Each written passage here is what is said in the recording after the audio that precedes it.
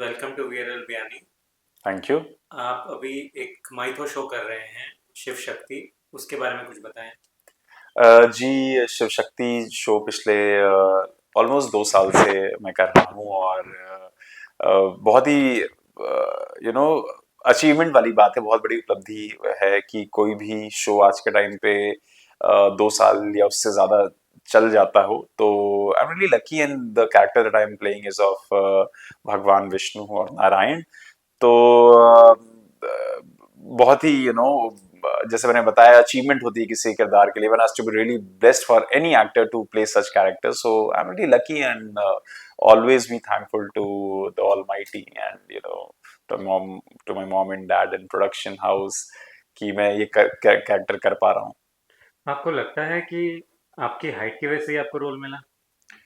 नहीं, हाइट की वजह से ऐसा कुछ नहीं है कि मिला। ये बहुत ही कॉमन क्वेश्चन है कि आपको लगता है कि ये नहीं मिला इसलिए ऐसा हुआ या मिल गया हाइट की वजह से।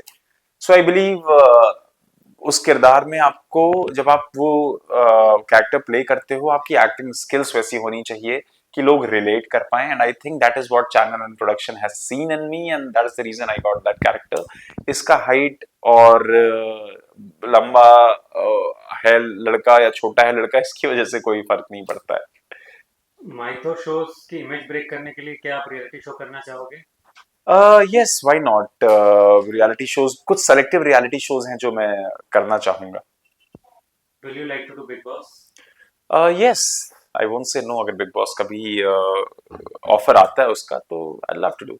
But there is no controversy preceding you. Bigg Boss की एक रिक्वायरमेंट होती है कि आदमी की पर्सनल प्रोफेशनल हाँ लाइफ हाँ मार्केट में हाँ। न्यूज मेकर हो। जी। तो आप कैसे फिट होंगे बिग बॉस में? नहीं तो I think Bigg Boss needs to change. ये जो उनका फॉर्मेट है ना कि कंट्रोवर्शियल लोग ही चाहिए। कंट्रोवर्शियल लोग आए, बहुत सारे आए अभी। आपने तो मेरे ख्याल से आपकी जो पॉपुलैरिटी है वो वैसी नहीं है जो पहले हुआ करती थी। तो I think the time has come to change the format. जरूरी नहीं आप कंट्रोवर्शियल लोग लाएंगे तभी आपका शो चलेगा। Bring someone who is not controversial and see क्या होता है, क्या पता वहां से कंट्रोवर्सी हो जाए। मैं बिलीव नहीं रखता हूँ कि कंट्रोवर्सी से ही आप फेमस होते हो। आई बिलीव कि भाई अपना अच्छे इंसान बनो, ठीक है, अच्छा काम करो, उससे भी आप फेमस हो सकते हो। World needs good example, right people. Industry में एक्ट्रेसेस की हाइट बहुत कम होती है, तो क्या आपके साथ वो एक इशू आता है? क्या कोई एक्ट्रेसेस आपके साथ काम करते हुए हील्स पहनती हैं या उनको स्टूल पे चढ़ाया जाता है? जी, मेरे साथ जितनी भी को एक्ट्रेसेस काम करती हैं, जैसे आई एम 6 फीट टॉल, तो मैक्सिमम लोगों को पाटला जब क्लोजेस्ट लगते हैं तो उनको पाटले पे खड़ा किया जाता है क्योंकि वो हाइट मैच होने में थोड़ा सा इश्यू हो जाता है। बट ठीक है, I mean all the actresses who work with me who are pair against me, उनको पता होता है कि that is how it is going to be. So उसका भी अलग मजा है। आपने अभी तक ओटीटी पे कुछ भी काम नहीं किया है, राइट? जी नहीं, ओटीटी पे मुझे ऑफ कोर्स मैं चाहता हूँ काम करना। In fact main frame cinema, big cinema में भी काम करना चाहता हूँ। But let's see, I am waiting for the right opportunity. अभी आपकी बड़ी माइथो काइंड ऑफ इमेज है, सो जी। अगर आपको कोई ओटीटी का प्रोजेक्ट मिलता है तो उसमें intimate scenes are need hmm of the hour. Hmm. हर प्रोजेक्ट में होते हैं, तो जी, will you do intimate scenes? देखिए इफ मैं yes, why? If no, why? कलाकार हूँ और सीन्स डिमांड होते हैं, कुछ ऐसे सीन्स होते हैं जो करने पड़ेंगे। और बस बस मुझे ये देखना है कि वो फिल्म का पर्पस क्या है, वो किस रीजन से बन रही है। ठीक है, कई बार फिल्मों का जो पर्पस बनाने का होता है वो बहुत कमर्शियल रहता है कि हमें इतने तक लोगों तक ही पहुंचना और इस ऑडियंस को ही केटर करना है। मुझे वो नहीं चाहिए। जहां पे स्टोरी बहुत अच्छी हो, जहां पे आपको लग रहा है कि उस किरदार के साथ जस्टिस हो रहा है, I love to do that. But वो जबरदस्ती का इंटीमेट मूवी इसीलिए चलानी है कि इंटीमेट, या वेब सीरीज इसीलिए चलाना है कि इंटीमेट सीन है, वो नहीं हो सकता। वो इसका एक अच्छी स्टोरी का हिस्सा हो, दैट इज ओके। बट वो स्टोरी कुछ भी हो और इंटीमेसी के लिए वो स्टोरी चलानी हो, मैं वो नहीं कर सकता।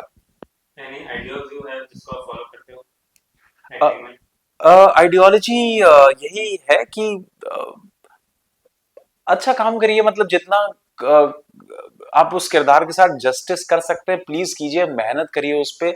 मैं करता हूं, मैं पूरी कोशिश करता हूं कि जो मैं करूं उस पे लोगों को बिलीव हो। उस पे होमवर्क करके आइए, मैं उन किरदारों के बारे में पढ़ता हूं। जैसे मैं नारायण भगवान कर रहा हूं तो नारायण जी के बारे में बहुत कुछ पढ़ता चला आया हूं। तभी ये किरदार कर पा रहा हूँ ऑनेस्टी के साथ। तो यही आइडियोलॉजी मैं फॉलो करता हूँ, इसी आइडियोलॉजी में मैं बिलीव भी करता हूँ, वही सबको भी करना चाहिए। आपको लगता है बिग बॉस में जो करणवीर की जीत हुई है, कुछ लोगों का कहना है कि रजत जीतना चाहिए था, कुछ लोगों का कहना है विवेक दसना को जीतना चाहिए था। What is your opinion?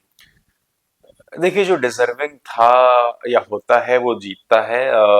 देखिए, मैंने इतना तो फॉलो किया नहीं है बिग बॉस मैंने, लेकिन आई गेस करणवीर मेहरा जी ने ये भी जीता था खतरों के खिलाड़ी, उसके बाद ये भी जीता, तो शायद उनके अंदर वो कहते हैं ना, एक जीतने वाला अप्रोच होता है, एक विनिंग अप्रोच है उनके अंदर, वो है, इसलिए वो दोनों जीते। मुझे ऐसा लगता था कि जितना मैं फैन फॉलोइंग देख रहा था, वो शायद विवियन की बहुत ज्यादा फैन फॉलोइंग देख रहा था। शायद मैं इसलिए भी देख रहा था क्योंकि मैं इंडस्ट्री का हिस्सा हूँ, और वो सारे पोस्ट वगैरह इंस्टा पे, मीडिया में विवियन को मैं ज्यादा देख रहा था, तो मुझे ऐसा लग रहा था कि विवियन जीतेंगे। लेकिन करणवीर जी जीते, and heartiest congratulations to him. Probably वो डिजर्विंग जैसे जीत गए, ज्यादा डिजर्विंग होंगे।